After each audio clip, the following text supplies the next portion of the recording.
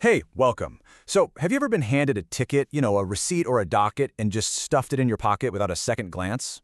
Yeah, we've all done it. But what if that little piece of paper was secretly trying to strip you of your rights? Okay, let's dive into this really common situation because it's got a legal twist you might not see coming.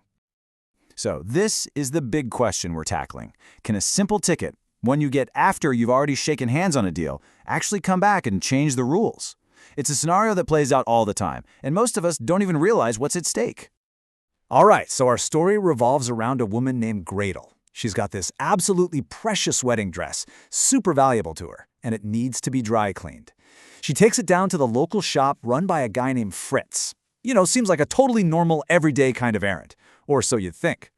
Now this is where it gets really important. This is the key. Gretel makes it super clear how much this dress means to her. And Fritz, he looks her in the eye and promises he'll take great care of it. He says it will come back looking like new. That verbal promise, that's it. That's the foundation of their whole agreement. That's the contract. So let's just picture this moment. Gretel hands over her dress, Fritz makes that big, like-new promise. Then, as she's about to leave, he hands her a little ticket, a docket, and says, "Come back in 3 days." Gretel pops it in her purse, feeling totally confident that her dress is in safe hands. Right then and there, the deal is done. So, 3 days later, Gretel comes back, all excited to pick up her perfectly clean dress. But of course, what she finds instead is where our story takes a turn. And it all comes down to that little ticket he handed her. The dress is an absolute disaster. It's stained, it's damaged, it looks way worse than before. Fritz is horrified, or at least he seems to be. He starts apologizing, blaming his hopeless apprentice. But then, his whole attitude changes. He tells Gretel, "Sorry, but there's nothing I can do." And here it is. This is the gotcha moment. Fritz grabs the docket and points to it. He says, "Look at the ticket." Gretel squints, and there, buried in the smallest, palest print you can imagine, is a little phrase, "All care but no responsibility." And Fritz thinks this little line gets him completely off the hook. So, what do you think? Is she just out of luck? Can that tiny hidden clause she never even saw actually cancel out the big promise Fritz made to her face? Is that fine print really that powerful? Well, to figure that out, we've got to look at the law, because believe it or not, there are actual rules for these kinds of situations. And it all boils down to one critical concept: notice. Let's unpack how this works, because it's designed to protect all of us from traps just like this. Okay, so that tricky little phrase Fritz is relying on has a legal name. It's called an exclusion clause.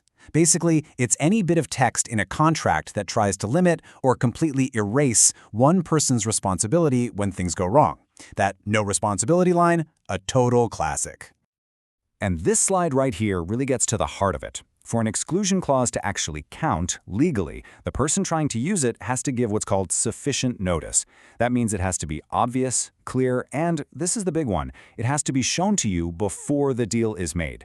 Hiding it in tiny print on a ticket you get after the fact, that's the definition of insufficient notice. So yeah, the timing is absolutely everything. I mean, think about it. It just makes sense, right? How can you possibly agree to something you don't even know exists when you're making the agreement? The law is pretty clear. You can't. Any new rules they try to sneak in after the contract is already formed are just, well, they're too late to the party. Okay, so now let's be the lawyers here. Let's take this legal rule about notice and apply it directly to Gretel's situation with the ruined dress. This is where we get to see the law in action. So a court would break it down pretty much like this. First, what's the issue? Simple. Was that clause on the ticket actually part of the deal? Second, what's the legal principle? Well, we know that one. You got to give proper notice before the contract is made. And third, the application. How do the facts fit the principle? The notice was given after the deal was done, and it was hidden in print that was practically invisible. The facts here are overwhelming. So let's just nail this down. Here's exactly why Fritz's argument completely falls apart. 1. The real contract was his verbal promise to make the dress like new. 2. The ticket was just handed over afterward. 3. The clause was deliberately hidden. Put it all together, and what do you get? A textbook case of insufficient notice. No way around it. And that brings us to the very satisfying bottom line. That sneaky little clause on the ticket, it's not legally binding. It's not part of the contract. Fritz broke his original promise, which was the contract. And that means Gretel absolutely has a valid claim against him for ruining her dress. The ticket trap failed. So this whole story really leaves us with one final thought. It's a fantastic reminder that the real deal is almost always the one you make up front, face to face. So maybe the next time you get handed a ticket or a receipt, it's worth asking yourself, what was the actual promise that was made?